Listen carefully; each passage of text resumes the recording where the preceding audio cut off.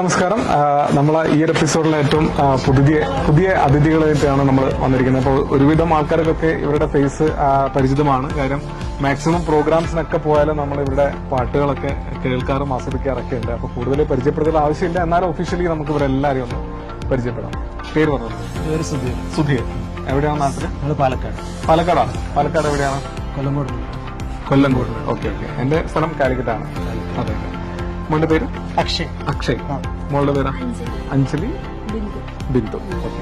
അപ്പം എത്ര വർഷമായി സൗദി അറേബ്യയിൽ ഇപ്പൊ? 28 വർഷമോ?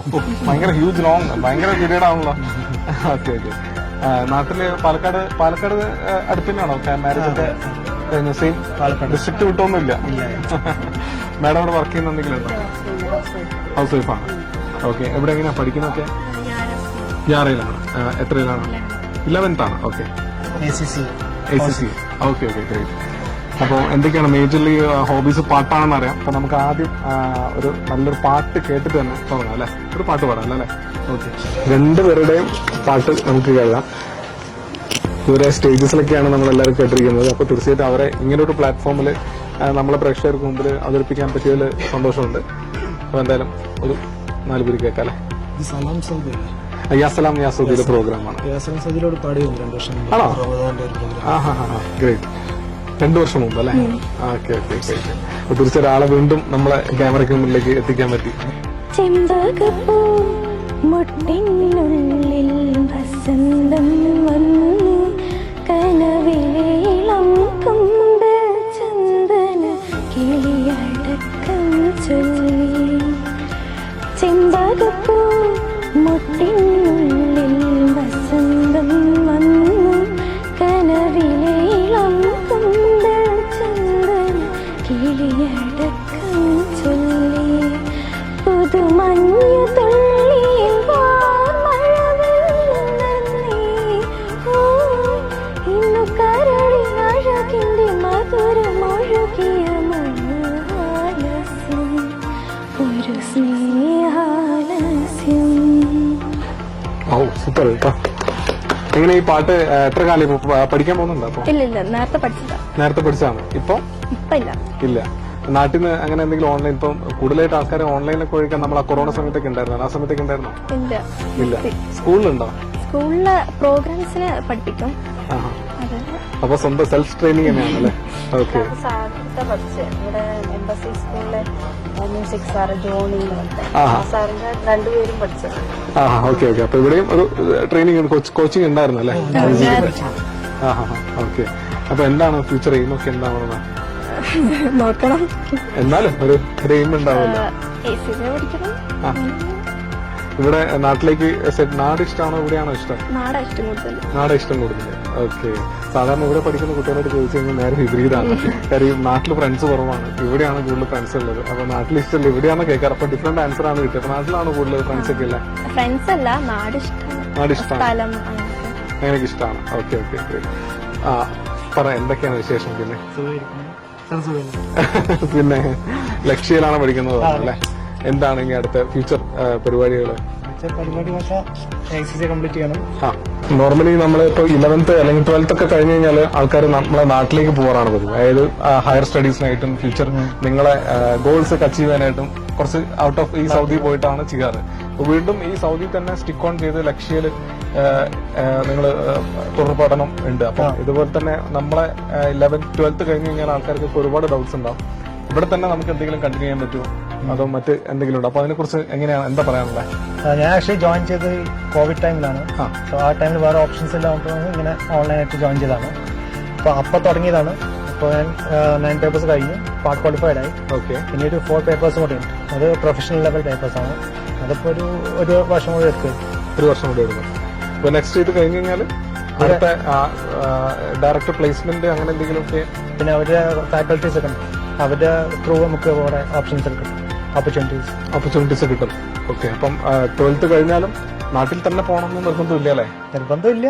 ഓൺലൈൻ ക്ലാസ്സസ് ഉണ്ട്, അല്ലെങ്കിൽ നമുക്ക് അവിടെ പോയി പഠിക്കാം. അപ്പൊ നമ്മൾ ഈ ഒരു വളരെ നല്ലൊരു ഇൻഫർമേഷൻ ആണ് അദ്ദേഹത്തിന് കിട്ടിയത്. നമുക്ക് കൂടുതൽ ഡീറ്റെയിൽ ആയിട്ടൊന്ന് ചോദിക്കാം. അത് ECC ആണ് പഠിക്കുന്നത് പറഞ്ഞു. അപ്പം ഇതെങ്ങനെയാണ് കൂടുതൽ ഡീറ്റെയിൽസ്? എങ്ങനെയാണ് രജിസ്റ്റർ ചെയ്യേണ്ടത്? എത്ര വർഷത്തെ കോഴ്സാണ്? പിന്നെ എത്ര പേപ്പേഴ്സ് ഉണ്ട്? ഇപ്പൊ പേപ്പർ 9 പേപ്പേഴ്സ് കംപ്ലീറ്റഡ് ആയെന്ന് പറഞ്ഞു. ടോട്ടൽ എത്ര പേപ്പേഴ്സ് ആണ്? ടോട്ടൽ നമുക്ക് 13 പേപ്പേഴ്സ് ആണ്. അപ്പൊ അതില് ഫോർ എക്സാമ്പിൾ ഇപ്പൊ 12th കഴിഞ്ഞ ഒരാൾക്ക് പിന്നെ ഇതേപോലത്തെ കോഴ്സസ് ഒക്കെ ചെയ്യണമെന്നുണ്ടെങ്കിൽ, അല്ലെങ്കിൽ ഇപ്പൊ നിങ്ങൾ ചെയ്ത പോലത്തെ കോഴ്സ് ചെയ്യണമെന്നുണ്ടെങ്കിൽ എന്താണ് അതിന്റെ ഫസ്റ്റ് പ്രൊസീജിയർ മുതൽ ഒരു പ്രോസസ്സ് എങ്ങനെയാണ് വരുന്നത്? ഇപ്പോൾ +2 കഴിഞ്ഞ നമ്മുടെ റിസൾട്ട് വന്നതിന് ശേഷം നമുക്ക് ഏത് ഇൻസ്റ്റിറ്റ്യൂട്ട് വെച്ചിട്ട് നമുക്കത് ഡിസൈഡ് ചെയ്യാം. പിന്നെ അത് കഴിഞ്ഞിട്ട് നമ്മുടെ ACCയുടെ ഒരു മെമ്പർഷിപ്പ് എടുക്കണം. ഓക്കെ. സോ അതായത് ACCയുടെ ഒരു മെമ്പർ ആവണമെങ്കിൽ നമുക്കൊരു അക്കൗണ്ട് വേണം, അവരുടെ MyACC അക്കൗണ്ട്. അപ്പോൾ അത് എടുക്കണമെങ്കിൽ നമ്മൾ ഒരു ഫീ കൊടുക്കണം, രജിസ്ട്രേഷൻ ഫീ. എവിടെയാണ് അത്? എല്ലാം ഓൺലൈൻ ത്രൂ നാട്ടിലാണ് അതിന്റെ പേയ്മെന്റ്? നമുക്ക് ഇൻസ്റ്റിറ്റ്യൂഷൻ ഉണ്ടെങ്കിൽ അവർ ചെയ്തു തരും. ഇവിടെ ഒരു ഹെൽപ്പ് ഡെസ്ക് അങ്ങനെ എന്തെങ്കിലും ഒക്കെ ഉണ്ടോ? ഇവിടെ നമ്മുടെ ബ്രിട്ടീഷ് എംബസി അവർ ചെയ്തു തരും. ബ്രിട്ടീഷ് എംബസിന്റെ അതെങ്ങനെയാണ് അത്? നിങ്ങൾ അത് ത്രൂ ആണോ ചെയ്തത്? അല്ല, ഞങ്ങൾ ഇൻസ്റ്റിറ്റ്യൂട്ട് ഡയറക്റ്റ് ആണ്. Okay okay. അപ്പോൾ അവർ ചെയ്തു തന്നു. ഓക്കെ. അങ്ങനെ രജിസ്റ്റർ ചെയ്തു. ഇപ്പൊ ടോട്ടൽ എത്ര പേപ്പേഴ്സ് ആണ് ഇത് വരുന്നത്? ടോട്ടൽ 13 പേപ്പേഴ്സ് ഉണ്ട്. അതിലിപ്പോ 9 പേപ്പേഴ്സ് പറയുമ്പോൾ നമ്മുടെ ഫൗണ്ടേഷൻ ലെവലാണ്. അപ്പോൾ ഫസ്റ്റ് 9 പേപ്പേഴ്സ് ഫൗണ്ടേഷൻ, പിന്നെ അത് കഴിഞ്ഞ് വരുന്നത് പ്രൊഫഷണൽ ലെവൽ. അപ്പോൾ ഈ ഫൗണ്ടേഷൻ കഴിഞ്ഞ് നമുക്ക് വേണമെങ്കിൽ ലൈക്ക് ജോബിനൊക്കെ പോവാം. അപ്പോൾ നമുക്ക് വേണമെങ്കിൽ ഒരു ഇന്റേൺഷിപ്പ് പോലെ നമുക്ക് വേണമെങ്കിൽ പോവാം. പിന്നെ അതോടെ എക്സ്പീരിയൻസ് ബിൽഡ് ചെയ്യാൻ വേണ്ടി അങ്ങനെ വേണമെങ്കിൽ പോവാം. അല്ലെങ്കിൽ നമുക്ക് 9 പേപ്പേഴ്സ് കഴിഞ്ഞാൽ 13 പേപ്പേഴ്സ് കഴിഞ്ഞാൽ ഫുള്ളായി കഴിഞ്ഞിട്ട് നമുക്ക് വേണമെങ്കിൽ ജോയിൻ ചെയ്യാം. ടോട്ടൽ എത്ര ഡ്യൂറേഷൻ ആണ് ഇതിന് വരുന്നത്? ഡ്യൂറേഷൻ അവർ പറയുന്നത് ലൈക്ക് 3 years ആണ്. 3 years. പിന്നെ നമുക്ക് വേണമെങ്കിൽ നമുക്ക് ഫ്ലെക്സിബിൾ ആണത്. അതായത് ഒരു വർഷം നമുക്ക് 4 സെഷൻ ഉണ്ട്. അപ്പോൾ അത് വരുന്നത് മാർച്ച്, ജൂൺ, പിന്നെ വരുന്നത് സെപ്റ്റംബർ ആൻഡ് ഡിസംബർ. ഓക്കെ. അപ്പൊ ഈ 4 സെഷനിൽ നമുക്ക് മാക്സിമം എനിക്ക് തോന്നുന്നു ഓരോ സെഷനിലും 4 പേപ്പേഴ്സ് നമുക്ക് ചെയ്യാൻ പറ്റും അറ്റ് എ ടൈം. അപ്പൊ അങ്ങനെ 4 സെഷൻസ് ഉണ്ട്. അപ്പൊ അങ്ങനെ നമുക്ക് നമ്മൾ എഴുതുന്നതനുസരിച്ച് നമുക്ക് കംപ്ലീറ്റ് ചെയ്യാൻ പറ്റും, ലൈക്ക് സ്പീഡ് അങ്ങനെ. ഓക്കെ. അപ്പോൾ ഒരു പൊതുവെ എല്ലാവർക്കും ഒരു ഡൗട്ടാണ്. അപ്പൊ നമ്മൾ ഇപ്പൊ ഡയറക്റ്റ് ഇൻസ്റ്റിറ്റ്യൂട്ടിൽ പോയി കോഴ്സ് ചെയ്യുന്നത് ഓൺലൈനിൽ പോയി കോഴ്സ് ചെയ്യുന്നത് ഇതിന്റെ വാല്യൂ, സർട്ടിഫിക്കേഷന്റെ ഒക്കെ ഒരു വാല്യൂനെ കുറിച്ച്, അപ്പൊ അതിലെന്തെങ്കിലുമൊക്കെ? അതിലങ്ങനെ വ്യത്യാസമില്ല. കാരണം ഈ ഡയറക്ട്ലി പോയി ചെയ്യുന്നതും ഓൺലൈൻ ചെയ്യുന്നതും സെയിം ആണ്. ലൈക്ക് നമ്മുടെ സെയിം ഫാക്കൽറ്റീസ് ആണ് നമുക്ക് ക്ലാസ് എടുക്കുക. അവർ ഓഫ്ലൈൻ വിത്ത് ഓൺലൈൻ അങ്ങനെയാണ്. ഇതിന് ചില കൺട്രീസിൽ ഇന്ന കൺട്രീസിൽ വാലിഡേഷൻ ഇല്ല, അങ്ങനെയൊക്കെ ഉണ്ടോ? ഇല്ല. ഇതിപ്പോ 180 കൺട്രീസ് ഉണ്ട് കൺട്രീസിൽ വാലിഡേഷൻ. ഓക്കെ. ഓവറോൾ ഇപ്പം നമ്മൾ ഇതിന്റെ കോഴ്സിന്റെ ഒരു എക്സ്പെൻഡിച്ചർ എങ്ങനെയാണ് വരുന്നത്? എക്സ്പെൻഡിച്ചർ പറയുന്നത് ഞാൻ ഇൻസ്റ്റിറ്റ്യൂട്ടിൽ കൊടുത്തത് ആദ്യം 1,90,000 ഓക്കെ ഓക്കെ അങ്ങനെയാ കൊടുത്തത്. പിന്നെ രജിസ്ട്രേഷന് ഒരു 13,000 വരും, പൗണ്ട്സിലാണ് വരുന്നത്. 112 പൗണ്ട്സ് വരുന്നുണ്ട്. പിന്നെ എക്സാമിന് 123 ഓരോ. ഈ എക്സാം എന്ന് പറയുന്നത് എങ്ങനെയാണത്? ഓൺലൈനിൽ ലൈവ് ആയിട്ടാണോ അല്ലെങ്കിൽ? നമുക്കിപ്പോ റിമോട്ട് എക്സാം ഓപ്ഷൻ ഉണ്ട്. റിമോട്ട് എക്സാം പറയുമ്പോൾ വീട്ടിൽ തന്നെ ഇരുന്ന് നമുക്ക് എക്സാം എഴുതാം. ലൈവ് ആണോ? ലൈവ് സെഷൻ ആണോ? ലൈവ് അവർ റെക്കോർഡിംഗ് ഉണ്ടാവും. ലൈക്ക് ക്യാമറയും മൈക്കും എല്ലാം ഓൺ ആയിരിക്കും. അപ്പൊ നമ്മൾ അങ്ങനെ ലൈവായിട്ട് ചെയ്യും. ക്വസ്റ്റ്യൻസ് വരുമ്പോൾ അപ്പുറത്ത് വിൻഡോ തുറന്നിട്ട് ആൻസർ സെർച്ച് ചെയ്യാനുള്ള ക്യാപ്പ് ഉണ്ടാവും. ഓൺലൈൻ കോഴ്സ് പറയുമ്പോൾ ഫസ്റ്റ് നമ്മളൊക്കെ തോട്ടി പോകുന്നതാണ്. അപ്പുറത്തെ വിൻഡോ തുറന്നിട്ട് ജസ്റ്റ് ഒന്ന് ബ്രൗസ് ചെയ്യാന്നുള്ളത്. നമ്മുടെ ഡെസ്ക്ടോപ്പ് ലോക്ക് ചെയ്യും. നമുക്ക് ഒന്നും ചെയ്യാൻ പറ്റില്ല. ഫുള്ള് ലോക്ക് ചെയ്യും. അവരുടെ ഒരു ആപ്പ് ഉണ്ട്, അതായിരിക്കും ഫുൾ സ്ക്രീനിൽ. ഓക്കെ. അപ്പൊ ഈ ഓരോ ക്വസ്റ്റ്യൻ ആൻസർ ചെയ്യുന്നതിന് ഒരു ടൈം ഡ്യൂറേഷൻ അങ്ങനെ എന്തെങ്കിലും? ഇല്ല. നമുക്ക് ടോട്ടൽ ടൈമാണ് ലൈക്ക് 3 hours. ചില പേപ്പർ 2 hours ആയിരിക്കും. അങ്ങനെ. പിന്നെ ബ്രിട്ടീഷ് എംബസിയിൽ പോയിട്ട് എംബസി പോയിട്ട് നമ്മുടെ diplomatic quarter. Okay okay okay. അപ്പൊ ഇതുവരെ എങ്ങനെ കോഴ്സ് ചെയ്ത്? എംബസി പോയി ചെയ്തോ അതല്ലെങ്കിൽ സെപ്പറേറ്റ് ചെയ്തോ? ചിലത് ലൈക്ക് അവിടെ പോയി ചെയ്തു. പിന്നെ ചിലത് റിമോട്ട് എക്സാം വീട്ടിലിരുന്നിട്ട്. Okay okay. ഇപ്പൊ സപ്പോസ് നമ്മളെ പ്രേക്ഷകർക്ക് ആർക്കെങ്കിലും ഇതൊക്കെ അപ്ലൈ ചെയ്യണമെന്നുണ്ടെങ്കിൽ ഡയറക്റ്റ് ആയിട്ട് നമ്മളെ ഇൻസ്റ്റിറ്റ്യൂട്ട് അല്ലെങ്കിൽ നമ്മൾ ഇതിനൊരു ഒരു ആപ്ലിക്കേഷൻ ഫസ്റ്റ് കൊടുക്കാണ് വേണ്ടത്. അവിടെ ആരെങ്കിലും നമ്മളെ ഒരു ആൾ ഏജന്റ് ഉണ്ടാവില്ല? എനിക്കത് കൂടുതൽ ഡീറ്റെയിൽസ് അറിയില്ല, കാരണം നമ്മൾ ഇൻസ്റ്റിറ്റ്യൂട്ട് ത്രൂ ആണ് ചെയ്തത്. ഓക്കെ. അപ്പൊ അതിനെ കുറിച്ച് നമുക്ക് കൂടുതൽ അറിയില്ല. അവരാണ് ചെയ്തു തന്നല്ല. ഓക്കെ. അത് കാരണം ഒരു ഫീസ് കൊടുത്തു. പിന്നെ ബാക്കി നമ്മുടെ ഡീറ്റെയിൽസ് ലൈക്ക് നമ്മുടെ ഗ്രേഡ് ഷീറ്റ്, മാർക്ക് ഷീറ്റ്, +2 അങ്ങനെ. നമ്മൾ ഇത്ര ഡീറ്റെയിൽ ആയിട്ട് നമ്മൾ ഇവരോട് ചോദിക്കുന്ന കാര്യം നമ്മളെ ഇത് കാണുന്ന ആളുകൾക്കൊരു നല്ലൊരു ഇൻഫർമേഷൻ. പലരും ഒരു ക്വസ്റ്റൻ ആണ്. ഇപ്പൊ ഇവിടെ അതായത് ഫാമിലി ഇവിടെ 10-20 വർഷമൊക്കെ സെറ്റിൽ ആയിരിക്കും. നമ്മൾ 12ാം ക്ലാസ് വരെ ഇവിടെ പഠിച്ചു, 12th വരെ കഴിഞ്ഞിട്ട് നെക്സ്റ്റ് വീണ്ടും നാട്ടിലോട്ട് പോകണം എന്ന് പറയുമ്പോൾ ചിലർക്ക് ഇവിടെ തന്നെ നിന്ന് എന്തെങ്കിലുമൊക്കെ കോഴ്സ് ചെയ്താലോ അങ്ങനെ എന്തെങ്കിലും ഓപ്പർച്യൂണിറ്റീസ് ഉണ്ടോ? പല പേരൻസും പലരും പല രീതിയിൽ അവർ ബെസ്റ്റ് ആയിരിക്കും. പക്ഷെ ഇങ്ങനെയുള്ള കാര്യങ്ങൾ ചിലപ്പം അവരും കൺഫ്യൂസ്ഡ് ആയിരിക്കും. സ്വന്തം മകളുടെ അല്ലെങ്കിൽ മകന്റെ കാര്യം വരുന്ന സമയത്ത് ആരായാലും ചിലപ്പം കൺഫ്യൂസ്ഡ് ആയിരിക്കും. ഈ ഒരു സ്റ്റേജ് അങ്ങനെയാണല്ലോ.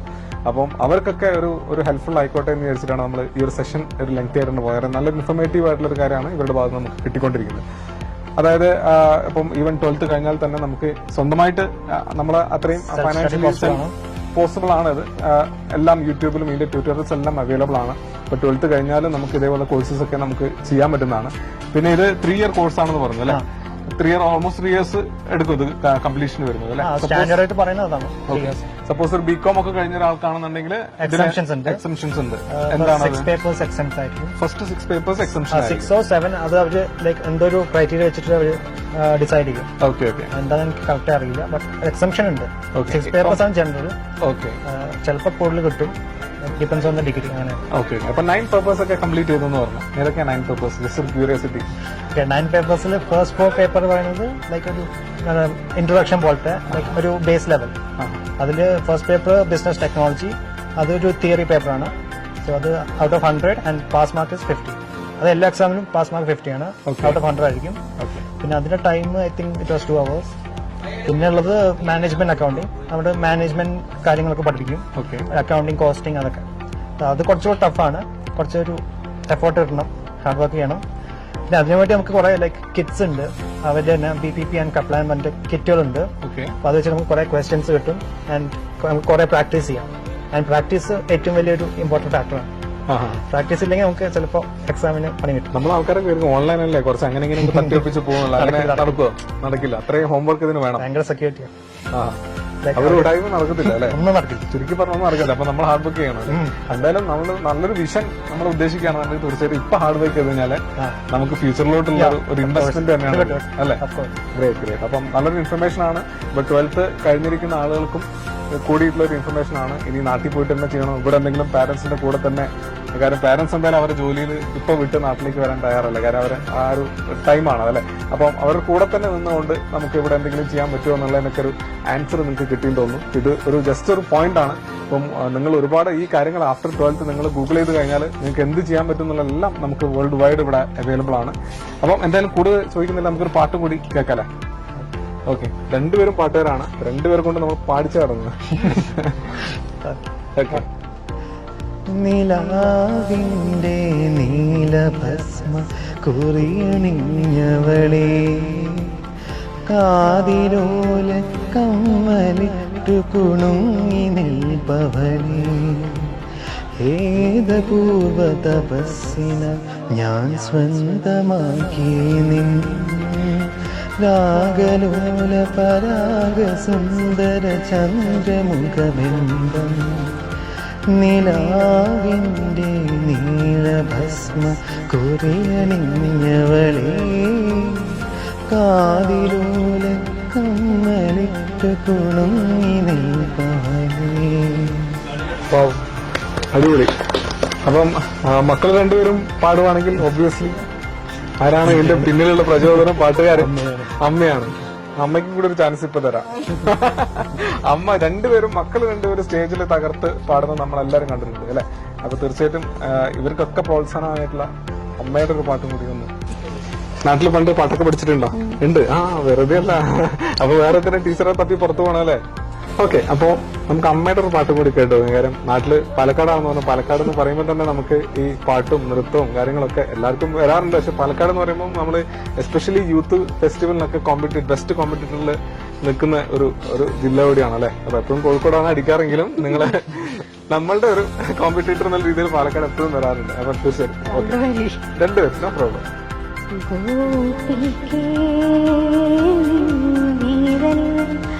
തുമ്പുരും വീണയോ വിഹൃദയമോ തേനഞ്ചേ ഗോപികേ ആ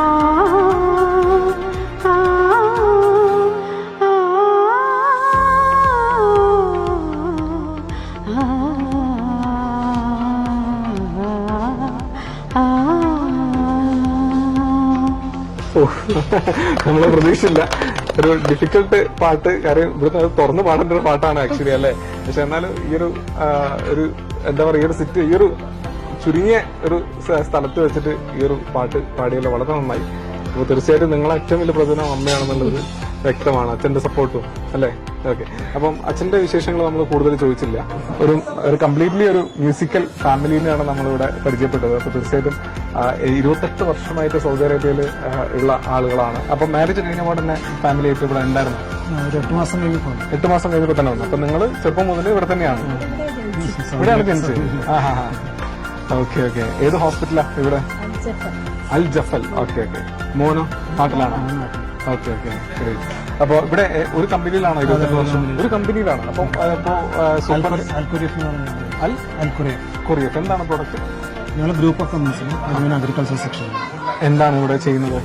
ചീഫ് അക്കൗണ്ടന്റ്. ചീഫ് അക്കൗണ്ടന്റ് ആണ്. അപ്പൊ 28 ഇയേഴ്സ് എന്ന് പറയുമ്പോൾ ഒബ്വിയസ്ലി ചീഫ് അക്കൗണ്ടന്റ് ആവാനുള്ള ഒരു സ്റ്റേജ് ആയല്ലേ? Okay okay. അപ്പം എന്താണ് കമ്പനിയിൽ 28 വർഷമായിട്ട് ഒരു കമ്പനിയിൽ നിൽക്കാന്ന് പറയുമ്പോൾ അവിടുത്തെ ഒരു അറ്റ്മോസ്ഫിയർ കൂടി ഒന്ന് പറയാമോ? നല്ല സപ്പോർട്ടിംഗ് ആയിരുന്നു സ്റ്റാഫ് എല്ലാവരും. പോയിട്ടുണ്ടോ? ഓഫീസിലൊക്കെ പോയിട്ടുണ്ടോ? കൂടുതൽ എങ്ങനെയാ സൗദീസ് ആണോ നമ്മളെ ഇന്ത്യൻസ് ആണോ? എങ്ങനെ ഏത് കമ്മ്യൂണിറ്റി ആണോ ഓഫീസിൽ കൂടുതൽ? എല്ലാവരും ഉണ്ട്. ഇപ്പൊ എങ്ങനെയാണ് വെക്കേഷൻസ് ഒക്കെ? ഇയർലി വെക്കേഷൻ, ഫാമിലി ബെനിഫിറ്റ്സ് എല്ലാം ഉണ്ട്. ഓക്കെ. അപ്പൊ എന്താണ് ഇനി എത്ര കാലം ഇനി ഇവിടെ നിൽക്കണം എന്നല്ല അങ്ങനെ എന്തെങ്കിലും ഉണ്ടോ? ഒന്നും തീരുമാനമില്ല. കാരണം 28 വർഷം അതായത് നേരത്തെ കല്യാണത്തിന് മുമ്പേ തന്നെ ഇവിടെ ജോലി ചെയ്ത് ഏത് ഇയറിലായിരിക്കും അപ്പൊ വന്നേ? 95 ഇവിടെ എത്തിയിട്ടുണ്ട് അല്ലേ? Okay okay. അപ്പം ഇത് എവിടെയാണ് കമ്പനി വരുന്നത്? ഒലയിലാണ്. ഓപ്പോസിറ്റ് ആണ്. ഓക്കെ. അപ്പോ ഒലയായത് നിങ്ങൾ നേരിട്ട് കണ്ടിട്ടുണ്ടാവും അല്ലേ? കിങ്ഡം ടൗണിന്റെ ഡെവലപ്മെന്റും അതുപോലെ തന്നെ നമ്മൾ ആ ഒരു സിറ്റിയുടെ ഡെവലപ്മെന്റും നേരിട്ട് കണ്ടിട്ടുണ്ട്. ഓക്കെ. ഇപ്പം സിറ്റിയുടെ ഒത്ത നടക്ക് തന്നെയാണ് താമസം അല്ലേ? ഷെമേഷിലാണ്. Okay okay. ഗ്രേറ്റ്. അപ്പൊ എന്തായാലും നമ്മളെ കയ്യിലുള്ള ചോദ്യം ഇത്രയും വിശേഷങ്ങൾ നമ്മൾ ചോദിച്ചപ്പോൾ ചോദ്യം ചോദിക്കാൻ സത്യം പറഞ്ഞാൽ മറന്നു എന്നാണ് പറയേണ്ടത്. അപ്പൊ എന്തായാലും നമുക്ക് അധികം ദീർഘിക്കുന്നില്ല, ചോദ്യത്തെ കിടക്കാം. ഇതൊരു ആന നിങ്ങളെ പാലക്കാട് നമ്മുടെ നാട് എന്നൊക്കെ പറയുമ്പോൾ തന്നെ ആനയൊക്കെ ഉണ്ടായിരുന്നു പണ്ട് വീട്ടിലൊക്കെ ഉണ്ടായിരുന്നു? പണ്ടത്തെ കാലത്തൊക്കെ ഉണ്ടായിരുന്നോ? ഓർമ്മയുണ്ടോ? ഇല്ല. ആനകൾ ഇഷ്ടമാണ്. പക്ഷെ നമ്മളെ ചോദ്യത്തിൽ ആന നേരെ പോകത്തില്ല, ചരിഞ്ഞേ പോകത്തുള്ളൂ. അത് എവിടുത്തെ ആനയാണ്? പാലക്കാട്ടത്തിലെ ആന ചെരിഞ്ഞാണോ പോകുന്നത് നേരെയാണോ പോകുന്നത് എന്നല്ല നമ്മളെ ക്വസ്റ്റ്യൻ ഇതാണ്. ഈ ആന ചരിഞ്ഞേ പോകത്തുള്ളൂ, അത് എവിടുത്തെ ആന ആണെന്നാണ് ചോദ്യം. ഇതൊരു സ്ഥലത്ത് ഈ ആന ഈ ഒരു സ്ഥലത്തേ ഉള്ളൂ. ഇതൊരു എന്താ പറയാ ഒരു ചെറിയൊരു പ്രിമൈസസ് ആണ്. പക്ഷെ ഈ ആന ഒരിക്കലും നേരെ പോകത്തില്ല, ചെരിഞ്ഞേ പോകത്തുള്ളൂ. അത് എവിടുത്തെ ആന? ഏതാണ് ആന? ഏയ് അല്ലല്ല. ഈ ആന ചെരിഞ്ഞേ പോകത്തുള്ളൂ. അതിനൊരു പ്രത്യേകതയുണ്ട്, അതാണ് ചോദ്യം. അതെന്താന്നുള്ളത് ക്ലൂ ആണെങ്കിൽ കൊടുക്കാം. കാര്യം നമ്മള് ആരും ബുദ്ധിമുട്ടിപ്പിക്കാനല്ലോ. കാര്യം ഇവർക്ക് ക്ലൂ കൊടുത്ത് മാക്സിമം ആൻസർ പറയിപ്പിക്കാല്ലേ. ഇതൊരു എന്താ പറയാ, ആന ഇതിന് ഒരുപാട് സ്ഥലമൊന്നുമില്ല. ചിലപ്പോ ഒരു സ്ക്വയർ ആണത്. ഈ സ്ക്വയറിനകത്തായിരിക്കും ഈ ആന ഉണ്ടാവും. അല്ല, ഗസ് എന്തെങ്കിലുമൊക്കെ വരട്ടെ. ഇതൊരു സ്ക്വയറിനകത്തുള്ള ഒരു ആനയാണ്. ഈ ആന സ്ക്വയർ വഴിയേ പോകത്തുള്ളൂ. ഇത് വലിയ ക്ലൂ തന്നു കഴിഞ്ഞാൽ ആൻസർ ആയിരുന്നു.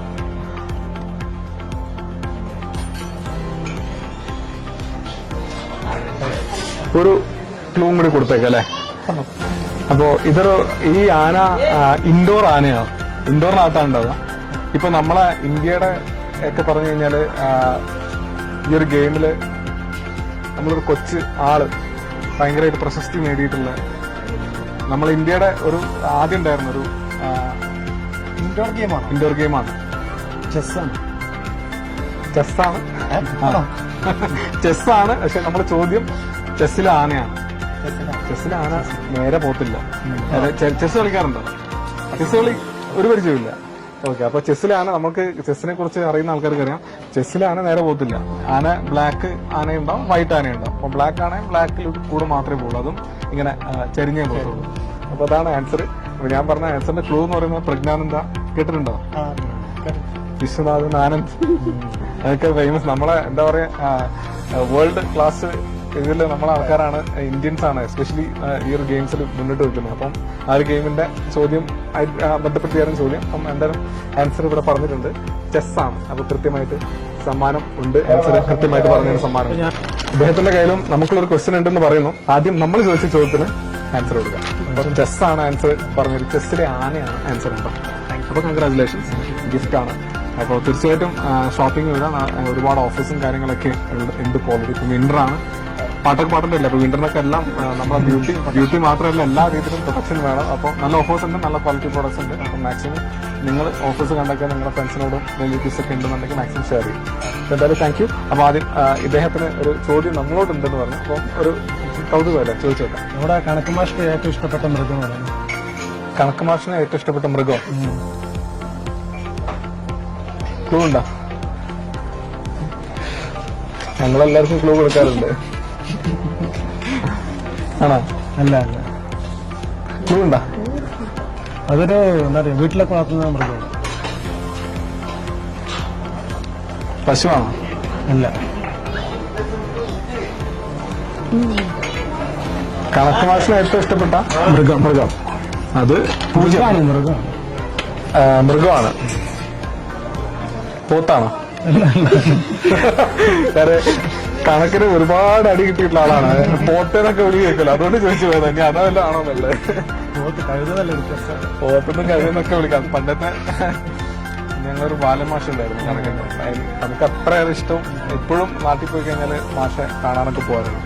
അപ്പൊ അത്രയും ക്ലോസ് ആണ്. അപ്പൊ അത്രയും കണക്ക് മാഷ് എന്ന് പറയുമ്പോൾ നമ്മളെല്ലാവരും മനസ്സിൽ ഒരു കണക്ക് മാഷ് വരുമല്ലേ? അത് വരില്ല. നമുക്കൊരു പ്രിയപ്പെട്ട ഒരു മാഷ് ഉണ്ടാവുമല്ലോ അല്ലെ? അപ്പോൾ എൻ്റെ ഒരു പ്രിയപ്പെട്ട മാഷായിരുന്നു ഇലാഹിയ ഹയർ സെക്കൻഡറി സ്കൂളിലാണ് ഞാൻ പഠിച്ചത്. കാപ്പാട് എന്ന് പറയുന്ന സ്ഥലത്ത്. ഇവിടുത്തെ ബാലമാഷായിരുന്നു കണക്കൊക്കെ പഠിച്ചത്. അപ്പൊ എന്തായാലും ചോദ്യം കണക്ക് മാഷിന് ഇഷ്ടപ്പെട്ട മൃഗമാണ് അല്ലെ? വല്ലാത്ത ചോദ്യമാണല്ലോ. എന്താണ്? ആഡ് അഡീഷൻ ആഡ് ചെയ്യുക. അഡീഷൻ സബ്സ്ട്രാക്ഷൻ അല്ലേ? Okay okay, great. എന്തായാലും നമ്മളെ കൂടെ പഠിപ്പിച്ചു. ഇപ്പൊ ഇത്രയും കാലത്തിനിടയ്ക്ക് ആദ്യമായിട്ടാണ് ഒരാൾ ഇങ്ങനൊരു ചോദ്യം ഇങ്ങനെ ചോദ്യം അല്ല, ഇങ്ങനൊരു എക്സ്പീരിയൻസ് ഇവിടെ നിന്നുണ്ടായത്. അപ്പം നമ്മൾ വീണ്ടും റിസർച്ച് കഴിഞ്ഞാൽ ചോദ്യങ്ങൾ ഉണ്ടെന്നാണ് ഇതിന്റെ അർത്ഥം. എന്തായാലും ഞങ്ങളെ കൂടെ പഠിപ്പിച്ചതിന് ഇതിന് സമ്മാനം തരാം. മാക്സിമം ഇതേപോലുള്ള നല്ല നല്ല ക്വസ്റ്റ്യൻസ് ഉണ്ടെങ്കിൽ നിങ്ങൾ തീർച്ചയായിട്ടും ഈ വീഡിയോസിന് അണ്ടറിൽ കമന്റ് ആയിട്ട് രേഖപ്പെടുത്താം. ഇദ്ദേഹത്തിന് നമ്മളെ കുഴപ്പിച്ച രീതിയിൽ ഒരു സമ്മാനം കൂടി കൊടുത്തേക്കാം. എല്ലാവരും ഹാപ്പി ആയിട്ടാണ് ഇവിടെ സിറ്റി ഫ്ലോറിന് പോകണം എന്നാണ് നമ്മുടെ ആഗ്രഹം. അതുപോലെ തന്നെ ഓഫേഴ്സും കാര്യങ്ങളൊക്കെ ഉണ്ട്. അപ്പോൾ തീർച്ചയായിട്ടും ഒരു ഇത് അച്ഛൻ തന്നെ വാങ്ങിക്കട്ടെ. അച്ഛനാണ് നമ്മളെ കുഴപ്പിച്ചത് അല്ലേ? Okay, congrats. അപ്പൊ എന്തായാലും നൈസ് ടു മീറ്റ് യു. നല്ലൊരു എന്താ പറയാ ഇൻഫോർമേറ്റീവ് ആയിട്ടുള്ളൊരു സെഷനായിരുന്നു നമുക്ക് നമ്മുടെ പ്രേക്ഷകർക്കും നിങ്ങളോട് സംസാരിച്ചാൽ എനിക്കടക്കം കിട്ടിയത്. അപ്പം താങ്ക് യു. അപ്പം മാക്സിമം വേദികൾ കീഴടക്കുക. എല്ലാ പാട്ടും വിടരുത്. നിങ്ങളെ എയിമിനോടൊപ്പം തന്നെ പാട്ടും തീർച്ചയായിട്ടും നോക്കാം. അപ്പൊ എന്തായാലും thanks for coming. Nice to meet you. അപ്പൊ നമ്മുടെ ഈ വീക്കിലെ അതിഥികൾ ഇവരൊക്കെയാണ്. വിശേഷങ്ങളൊക്കെ നമ്മൾ ചോദിച്ചറിഞ്ഞ് റിപ്പീറ്റ് ചെയ്യുന്നില്ല. നമുക്ക് ചെറിയ സമയമാണ്, ആദ്യമായിട്ടാണ് ഇത്ര ദീർഘിപ്പിച്ച് നമ്മൾ ഷൂട്ട് പോയത്. അപ്പൊ എന്തായാലും നെക്സ്റ്റ് വീക്കിൽ പുതിയൊരു അതിഥിയെ കാണുന്നവരേക്കും ബൈ.